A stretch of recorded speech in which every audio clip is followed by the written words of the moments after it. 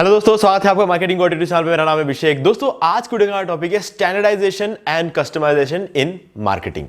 तो दोस्तों, आज की इस वीडियो में समझेंगे कि स्टैंडर्डाइजेशन क्या होता है, कस्टमाइजेशन क्या होता है, इनके कुछ एग्जांपल्स को भी लेके समझेंगे और कैसे हम इसको अपने मार्केटिंग में यूज कर सकते हैं। मतलब यानी हमारी जो मार्केटिंग स्ट्रैटेजी बनती है उसके अंदर हम इस चीज को किस तरीके से यूज कर सकते हैं। तो इस चीज को भी हम यहाँ पे इस वीडियो में समझने वाले हैं। तो गाइस, बहुत इंपॉर्टेंट वीडियो, तो आप ध्यान से सुनते रहना इसको।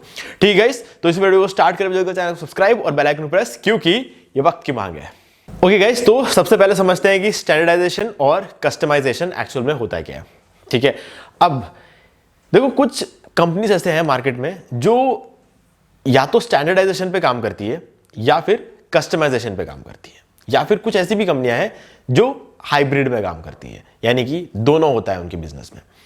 अब स्टैंडर्डाइजेशन होता क्या है गाइस? देखो, अगर आपका कोई प्रोडक्ट है या फिर सर्विस है, वो हमेशा हर जगह पूरे साल या फिर किसी भी लोकेशन पे एक जैसा रहता है, कोई चेंजेस उसमें कभी आ ही नहीं सकता, तो उसको हम कहते हैं स्टैंडर्डाइजेशन।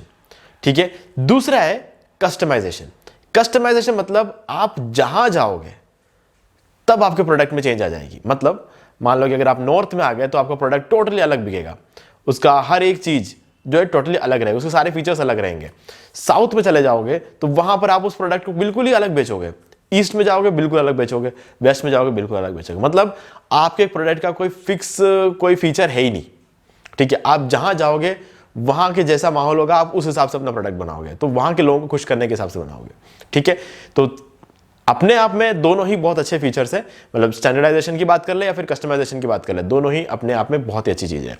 लेकिन यहां पर हम कुछ चीजों को समझते हैं, कुछ एग्जांपल्स को लेके चलते हैं। ठीक है, तब इस चीजों को थोड़ा सा हम क्लियरली समझ पाएंगे। गाइस देखो, अगर स्टैंडर्डाइजेशन का एक एग्जांपल लेना, तो मैंने पिछले एक दो वीडियो पहले मैंने बात की थी कोका कोला और पेप्सी की। ठीक है, कोका कोला जो है वो स्टैंडर्डाइजेशन को मानता है और पेप्सी कस्टमाइजेशन को मानता है। ठीक है, अगर हम बात कर ले पेप्सी की, पेप्सी जब इंडिया में आती है ना, तो अपना जो फॉर्मूला है वो थोड़ा मीठा कर देता है। मतलब इंडिया में जो पेप्सी है वो ज़्यादा मीठा बिकता है, और अगर बाहर की बात करें वो इतना मीठा नहीं होगा। लेकिन कोका कोला पूरी दुनिया में एक जैसा बिकता है। उनका एक फिक्स्ड फॉर्मूला है, वो अपना प्रोडक्शन खुद करते हैं ताकि ये फॉर्मूला लीक नहीं हो जाए, क्योंकि वो स्टैंडर्डाइजेशन को फॉलो करते हैं। अगर लीक हो गया तो कोका कोला खत्म हो जाएगा, क्योंकि उनका पूरा मार्केटिंग का जो फंक्शनैलिटी है वो स्टैंडर्डाइजेशन पे चलता है। ठीक है, उन्हें कस्टमाइजेशन तो करना ही भी नहीं है, उन्हें वो चीज़ पसंद भी नहीं है। ठीक है, तो वही उनका स्टैंडर्ड है और वही उस चीज़ को वो मेंटेन करते हैं हमेशा हर जगह। तो वैसे ही अगर हम बात कर ले मैकडी, अगर आप मैकडी के किसी भी आउटलेट पे जाओगे, ठीक है, कहीं भी किसी मतलब इंडिया में हो चाहे बाहर जाओ, कहीं भी चले जाओ आप मैकडी के किसी भी आउटलेट पे, आपको क्या है ना, एक ही जैसी खुशबू आएगी वहां पे, कहीं भी कोई चेंजेस नहीं होंगे। आप कुछ भी खा लो वहां पे, हर एक चीज। अगर आप मान लो कि नॉर्थ में आ जाओ और वहां पर आप फ्रेंच फ्राइज खा लो, ठीक है, आप साउथ में चले जाओ फ्रेंच फ्राइज खा लो मैकडी के आउटलेट में, ईस्ट चले जाओ वेस्ट चले जाओ, जहां भी चले जाओ आपको जो फ्रेंच फ्राइज का टेस्ट है वो एक जैसा मिलेगा। आप चाहे मैकालू टिक्की खा लो, कुछ भी खा लो, मैक बर्गर, जो कुछ भी आपको खाना है खा लो, सबका टेस्ट एकदम सेम रहेगा। क्यों? क्योंकि गाइस ये लोग स्टैंडर्डाइजेशन को फॉलो करते हैं। अब स्टैंडर्डाइजेशन में एग्जैक्टली होता क्या है? देखो, क्या है कि हमारे इंडिया में आलू सब जगह उगते हैं। ठीक है, अब हर जगह जो आलू उगता है ना, उसका टेस्ट हर जगह डिफरेंट होता है। ठीक है, किसी जगह आलू ज़्यादा मीठे होते हैं, किसी कम मीठे होते हैं। ठीक, कहीं आलू बहुत छोटे होते हैं, कहीं आलू बहुत बड़े होते हैं। तो ये सब चीज़ें ना, ये अगर कहीं से भी आलू उठा के बना दे अगर फ्रेंच फ्राइज मैकडी वाले, तो हमेशा फ्रेंच फ्राइज अलग ही दिखेंगे, अलग ही टेस्ट करेंगे, क्योंकि कोई मीठा ज़्यादा होता है, कोई लंबे होते हैं, कोई छोटे होते हैं। मतलब बिल्कुल एक स्टैंडर्ड जो है ना उसको मेंटेन नहीं कर पाएंगे। तो इन्होंने क्या किया, इन्होंने देखा यार इंडिया में तो हर जगह चीज़ें अलग है, तो इन्होंने क्या किया कि फार्मर्स के साथ टाई अप किया। ठीक है, टाई अप करने के बाद मैकडी के लिए स्पेशली एक अलग कैटेगरी के आलू बाहर से लाए, उसको उगाना शुरू किया इंडिया में, और एक पर्टिकुलर जगह पर सिर्फ और सिर्फ मैकडी के लिए आलू उगते हैं, और वहीं से इंडिया के सारे आउटलेट्स में आलू जाते हैं। तो इससे क्या होगा, हर जगह पर फ्रेंच फ्राइज का टेस्ट एक जैसा रहेगा, क्योंकि सभी जगहों पर आलू एक ही जगह से आ रहे हैं, या कि एक ही फॉर्मूले से उगाए हुए आलू आ रहे हैं। ठीक है, अब यहां पर ये कोई फॉर्मूला नहीं है, एक्चुअल में जो बीज आए हैं ना वो बाहर से आए हैं, जो कि हमेशा एक जैसे आलू प्रोवाइड कराते हैं। तो इसलिए क्या, हर जगह आलू की साइज एक जैसी रहती है, जो हमारे फ्रेंच फ्राइज की जो लेंथ वगैरह होती है वो एक जैसी रहती है, और टेस्ट भी एक जैसा रहता है। अब आपने कभी कभी देखा होगा मैकडी के आउटलेट में कि फ्रेंच फ्राइज जब बनते हैं ठीक है, आधा काम मशीन करता है, आधा काम जो है ह्यूमन करता है। अब यहाँ पे मशीन में फिक्स रख रहा होता है कि कितनी देर तक इसको फ्राई करना होता है, और आपने देखा होगा नमक इस तरीके से छिड़क देते हैं वो, ठीक है, ऐसा नहीं कि एक चम्मच में लेके आप नाप तोल के डाल दो, वो छिड़क देते हैं वो, ताकि इवनली स्प्रेड हो जाए हर जगह पे, ठीक है। तो इस वजह से क्या होता है ना कि आपको फ्रेंच फ्राइज का टेस्ट हमेशा एक जैसे मिलेगा।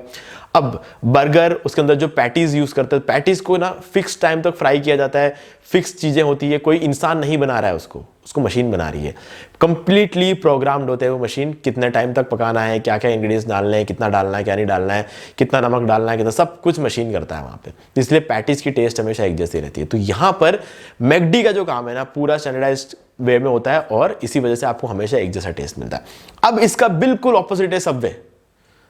सबवे में आपको ये चीज देखने को ही नहीं मिलेगी। सबवे में अगर आप जाओगे ना तो मतलब सबसे पहले से तो आपको ये पूछा जाएगा आपको पाव कौन सा चाहिए, मतलब ब्रेड कौन सा चाहिए आपको, ठीक है। वहां पर उनके पास तो पहली बात तो पाव ही अलग अलग चीजें, अलग अलग वैरायटी की मिल जाती है, ठीक है। आपको डिसाइड करना होता है कि आपको पाव कौन सा लेना है, ठीक है। अगर आपने एक बार वो डिसाइड कर लिया तो बात यहाँ पे खत्म नहीं होगी, यहां से तो शुरू हो रहा है। यहां पर अब आपसे पूछा जाएगा कि फिलिंग क्या क्या रखनी है उसमें, सॉस कौन सा यूज करना है, चीज कौन सा, अब उनके पास चीज की इतनी वैरायटी होगी तो हम कंफ्यूज हो जाएंगे, ठीक है। सॉस की इतनी वैरायटी होगी, ठीक है, अलग अलग जो उसके अंदर जो फीलिंग्स होती है उनकी वैरायटी अलग अलग होगी। तो मतलब वो कंप्लीटली कस्टमर के ऊपर छोड़ देते हैं, आप करो कस्टमाइज, ठीक है, हम आपको बना के देंगे, आप कस्टमाइज कर लो। सब कुछ उनके पास रेडीमेड होता है, आपको कांच में वो पूरा रखा हुआ होता है, वो लेके एक एक चीजें करके फिल करके आपको दे देंगे, ठीक है। पूरा अपना खुद का डिश हम खुद बना के लाते हैं वहां से, एक तरह से कस्टमाइज्ड है, पूरी तरीके से कस्टमाइज्ड है वहां पे, ठीक है। अब सबवे भी अच्छा है, अच्छा कर रहे हैं वो, ठीक है, और मैकडी भी अच्छा कर रहे हैं। कहने का मतलब दोनों ही तरीके बहुत अच्छे हैं, हर कंपनी अपने अपने तरीकों से चलती है और दोनों ही सक्सेसफुल है कंपनियां, ठीक है। अब मेन चीज आती है कि आप कैसे अप्लाई कर सकते हो इस चीज को अपने बिजनेस में। देखो अब क्या होता है कि आपके बिजनेस में जब हम आते हैं तो यहां पर हो सकता है प्रोडक्ट हो सकता है सर्विस हो, ठीक है। अब सर्विस तो कोई भी हो सकती है, फॉर एग्जांपल अगर मान लो कि आपका कोई मसाज पार्लर है, आपका कोई ब्यूटी पार्लर है, या फिर किसी भी तरह की सर्विस आप देते हो, तो हमेशा आपको पता है कि जैसे मसाज पार्लर है तो जो क्रीम यूज कर रहे हैं वहां पे, क्रीम को कितने अमाउंट में लेना है, हमेशा एक अमाउंट में क्रीम लिया जाएगा, हमेशा 5 मिनट के लिए मसाज किया जाएगा या फिर 10। ऐसा नहीं हो कि किसी कस्टमर को देख के हम अच्छा अपन बोला अच्छा ये पढ़ा लिखा कस्टमर, इसको पता होगा, इसके लिए इसको 5 मिनट की जगह इसको 10 मिनट कर देते हैं, खुश हो जाएगा, ठीक है। और कोई दूसरा जिसको पहली बार आ रहा हो तो आप इसको तो 5 मिनट करें तो भी चलेगा, ठीक है। तो मतलब ये वाला काम नहीं होता है। तो यहां पर एग्जैक्टली क्या होता है कि यहां पर स्टैंडर्डाइजेशन को फॉलो किया जाता है कि ओके कोई भी आएगा फिक्स है, इतना क्रीम लेना है, इतनी देर तक मसाज करना है, ना कम ना ज्यादा, ठीक है। तो ये चीज होती है स्टैंडर्डाइजेशन सर्विसेज के मामले में। प्रोडक्ट के मामले में अगर लेके चले तो हमेशा एक जैसा प्रोडक्ट, जो कि आपको ऑलरेडी मैंने एग्जांपल दे दिया है, 2 कंपनीज का मैंने ऑलरेडी आपको एग्जांपल दे दिया, तो यहां पर प्रोडक्ट के मामले तो आपको समझ में आ गया होगा। अब गाइस इसमें क्या रहता है कि एक तीसरा भी ऑप्शन है हाइब्रिड, जहां पर हम थोड़ा स्टैंडर्ड और थोड़ा कस्टमाइज करेंगे, ठीक है। अभी आपने ऐसे देखा होगा अगर आप पिज्जा वगैरह ऑर्डर करते हो तो ऑर्डर करो या फिर चले चाहे वहां पर चले जाओ, आपको मेन्यू में इतनी सारी चीजें मिलेंगी ना, मतलब आप कंफ्यूज हो जाओगे कि करना क्या है एग्जैक्टली हमको, ठीक है। आप जैसे पिज्जा ऑर्डर करोगे तो आपसे पूछेंगे अच्छा कितना सॉस चाहिए, ठीक है, आपको पूछा जाएगा एक्स्ट्रा चीज चाहिए कि नहीं चाहिए, एक्स्ट्रा ये चाहिए, एक्स्ट्रा वो चाहिए, सब चीजें कि आपको एडिशनली पे करना पड़ेगा, लेकिन एक्स्ट्रा मतलब एक तरह से पिज्जा जो बनेगा ना, जैसे मान लो कि आपने एक्स्ट्रा वैगैन्जा पिज्जा ऑर्डर किया है, ठीक है, डोमिनोज से आपने एक्स्ट्रा वैगैन्जा पिज्जा ऑर्डर किया। एक्स्ट्रा वैगैन्जा पिज्जा के अंदर जो जो चीजें होनी चाहिए वो तो फिक्स रहेगी, स्टैंडर्ड रहेगी, उसके अंदर कोई बदलाव नहीं आएगा, लेकिन ऊपर जो एडिशनल चीजें आपको डालनी होंगी ना वो आप कस्टमाइज कर सकते हो, ये ऑप्शन मिलता है हमको, ठीक है।